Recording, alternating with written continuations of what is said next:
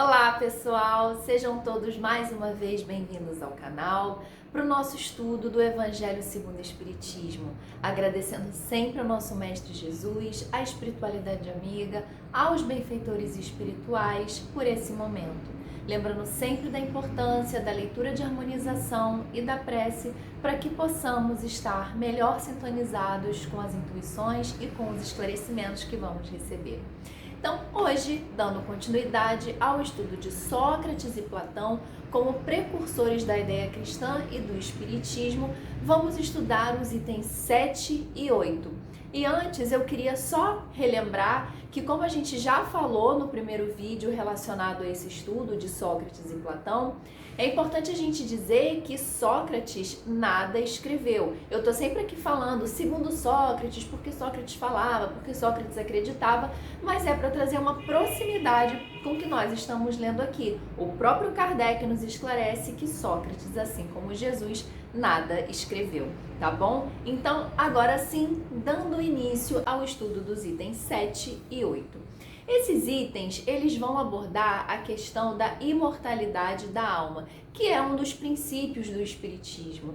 Então, nós vamos perceber que é através dessa consciência de que somos imortais e que a vida continua, inclusive tem até um filme baseado na obra de Chico Xavier e André Luiz, que fala, que tem esse nome, né, A Vida Continua, e fala justamente sobre isso. Então, é através desse entendimento de que a vida continua e de que somos espíritos imortais que vamos passar a ter uma nova consciência do que devemos valorizar mais, do que devemos dar mais importância à nossa vida terrena, os bens materiais ou aquela vida que nos espera após o desencarne, a nossa vida na esfera espiritual.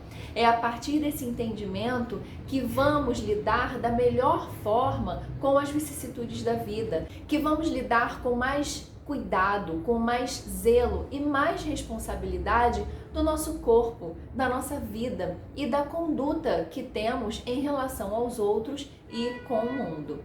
É através também desse entendimento que vai ser trazido aqui nesses trechos sobre a imortalidade da alma e também que a vida continua, que vamos ter uma outra observação agora sobre aquilo que é bom e o que é ruim.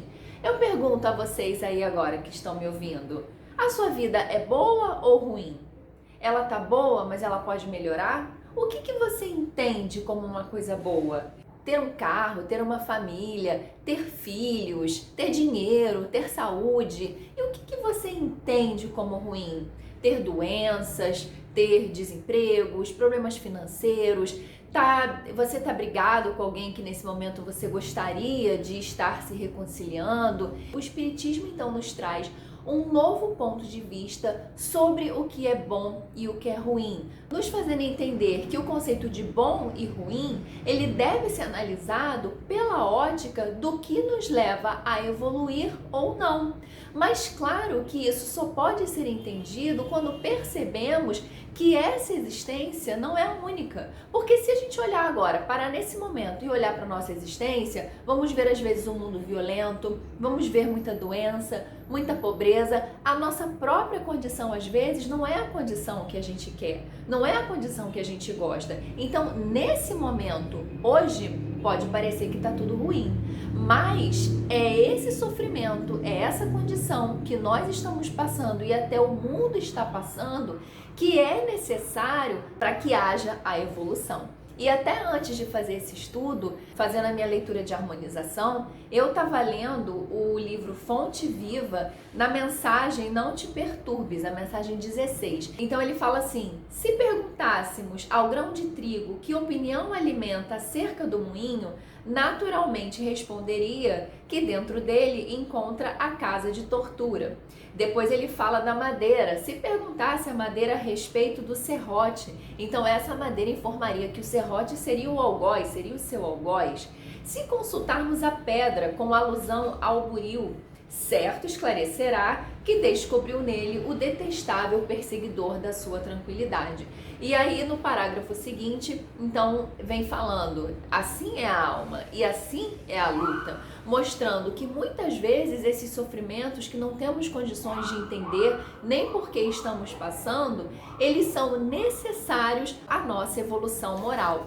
Então ele fala que esse grão de trigo, que estava falando que o moinho era o seu instrumento de tortura, depois ele foi aprimorado para a glória do pão na substância do mundo. Depois, quando ele fala da madeira, ele fala que essa madeira se tornou delicada e útil para as outras atividades. E por final, ele fala da pedra, que através ali do burilamento, então essa pedra se tornaria elevada aos tesouros terrestres, aperfeiçoada e brilhante. E assim somos nós, através desse burilamento, através das dificuldades, através dos sofrimentos, é que vamos nos aperfeiçoando e vamos atingindo a condição moral desejada. Continuando aqui no item 7 e 8, então ele fala assim no item 7, a preocupação constante do filósofo, tal como compreendiam Sócrates e Platão, é de tomar o maior cuidado com a alma,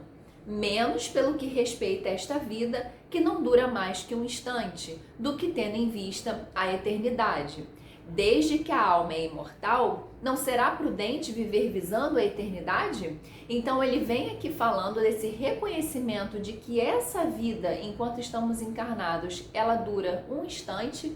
Quem é que já não falou, já não ouviu aquela frase que a vida é um sopro? E hoje, mesmo a gente tendo um contato com pessoas que estão vivendo até 100 anos ou até mais de 100 anos, ainda não é nada comparado com o que é a eternidade. A nossa vida, mesmo vivendo 100 anos, 120 anos, ela continua sendo um instante. Então é por isso, é pelo reconhecimento do que é essa vida enquanto estamos encarnados, que devemos valorizar a nossa pátria espiritual, que devemos nos preparar aqui para acolher um futuro melhor.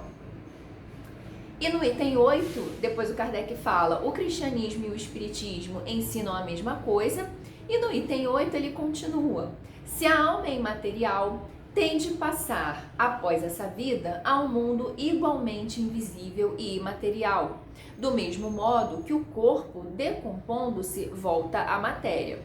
Muito importa, no entanto, distinguir bem a alma pura, verdadeiramente material, que se alimente como Deus de ciência e pensamentos, da alma mais ou menos maculada de impurezas materiais, que a impedem de elevar-se para o divino e a retém nos lugares da sua estada na terra. Então, nesse trechinho aqui do item 8, ele vai falar sobre justamente essa condição que o espírito vai encontrar na esfera espiritual, dependendo de como ele se comportou enquanto estava aqui encarnado. Se ele era uma alma, se ele era um espírito que, como ele fala aqui, se alimente como Deus de ciência e pensamentos, é uma alma mais elevada, vai alçar outras vibrações quando desencarnar. Mas se é uma alma mais ou menos maculada de impurezas materiais, provavelmente, como ele fala aqui, vai impedir que essa alma se eleve para o divino e vai reter, essa alma vai ficar retida nos lugares da sua estada da terra.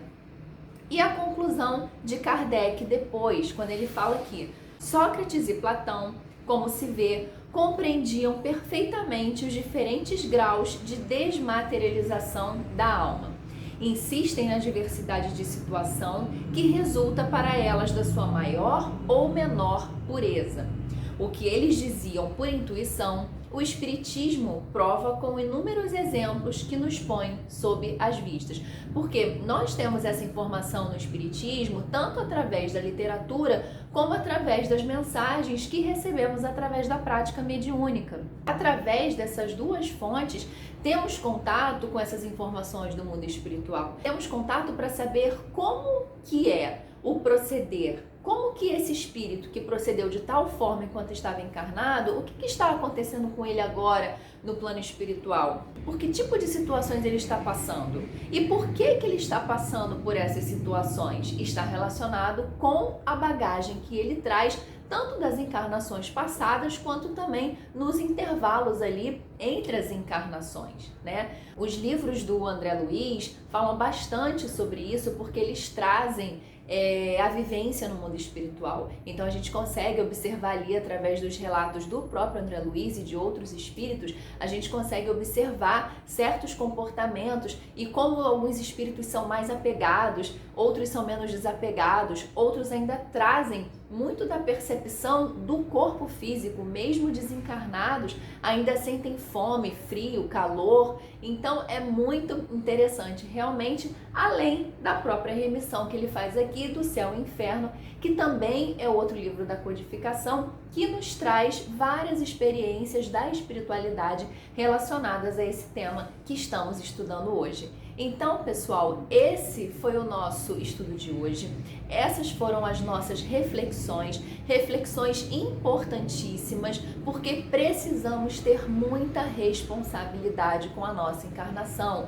Como costumamos dizer, não estamos aqui a passeio. O nosso planeta é maravilhoso, existem vários lugares incríveis para conhecer, experiências maravilhosas que a gente pode ter, mas sempre levando em consideração que tudo é aprendizado. Estamos aqui para evoluir, estamos aqui para aprender e por isso precisamos ter o máximo de cuidado, o máximo de responsabilidade com a nossa encarnação, porque somos espíritos imortais e a vida continua. Eu espero vocês no próximo vídeo. Até lá!